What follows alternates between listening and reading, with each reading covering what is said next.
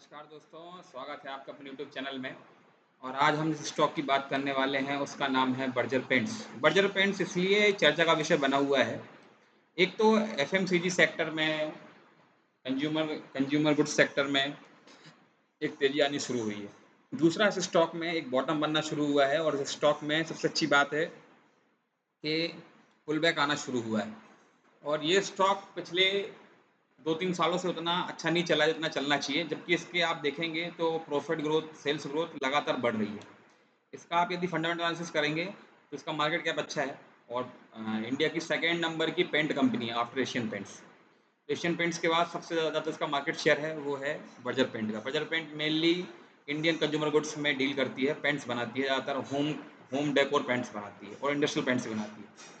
पर इसका स्प्लिट ऐसा है कि 25% इंडस्ट्रियल और 75% जनरल रिटेल कस्टमर के लिए बनाती है। इसका यदि आप आरओसी देखेंगे तो ये है 27.6, 23.7 इसका आरओई है, रिटर्न ऑन इक्विटी।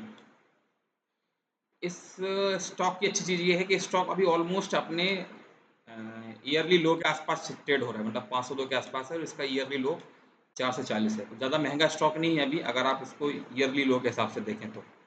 और आप देखेंगे कि ये टेक्निकल चार्ट में भी उसका जो 50 डेमा है उसके आसपास ये स्टॉक ट्रेड कर रहा है। इस स्टॉक का यदि आप देखेंगे, जैसे कि मैं आपको बता रहा था कि सेकंड नंबर की सबसे बड़ी कंपनी है इंडिया की पेंट सेक्टर में after Asian paints. Asian paints का भी पी लगभग 50.8 का है और इसका भी 50.12, मतलब दोनों सेम सेम पीई पे, प्राइस टू इक्विटी पे रेंज पे हैं। अभी आप देखेंगे इसका ऑपरेटिंग प्रॉफिट लगातार बढ़ता जा रहा है। इसके बाद इसका ईयरली प्रॉफिट भी लगातार बढ़ता जा रहा है, मतलब 15-15-7 में लास्ट मार्च, मतलब कंटिन्यू प्रॉफिट बढ़ता जा रहा है। जो मुझे अच्छी चीज़ लगी इसकी कि कैसे देखिए आप 10 साल में कंपाउंड सेल्स ग्रोथ, 5 साल में कंपाउंड सेल्स ग्रोथ और 3 साल में कंपाउंड सेल्स ग्रोथ है 18% की। प्रॉफिट ग्रोथ भी कंटिन्यू है 18%, 19%। तो ये 3 साल 5 साल का रिकॉर्ड है और लगातार 10 साल से 70% की ग्रोथ दे रहा है।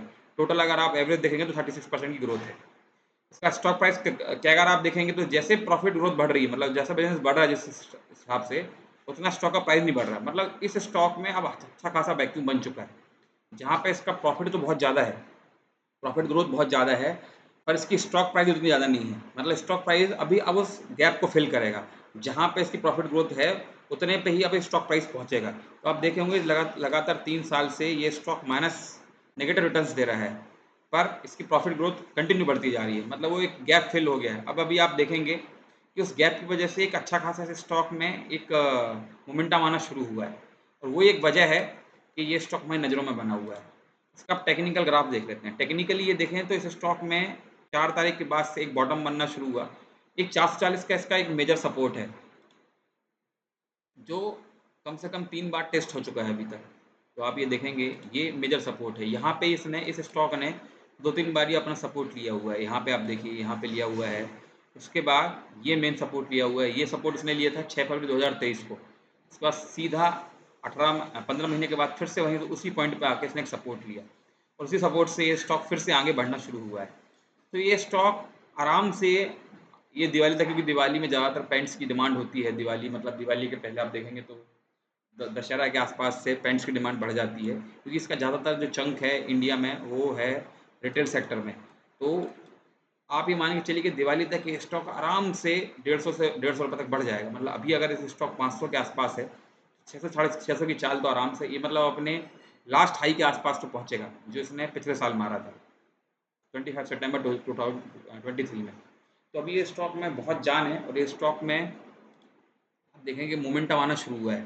यदि हम इसमें एक फिबोनाची कर्व डाल के देखें तो अभी हम देखेंगे कि ये स्टॉक ऑलमोस्ट आज अपने 23% को टच करके आया है, क्योंकि 512 के आसपास है।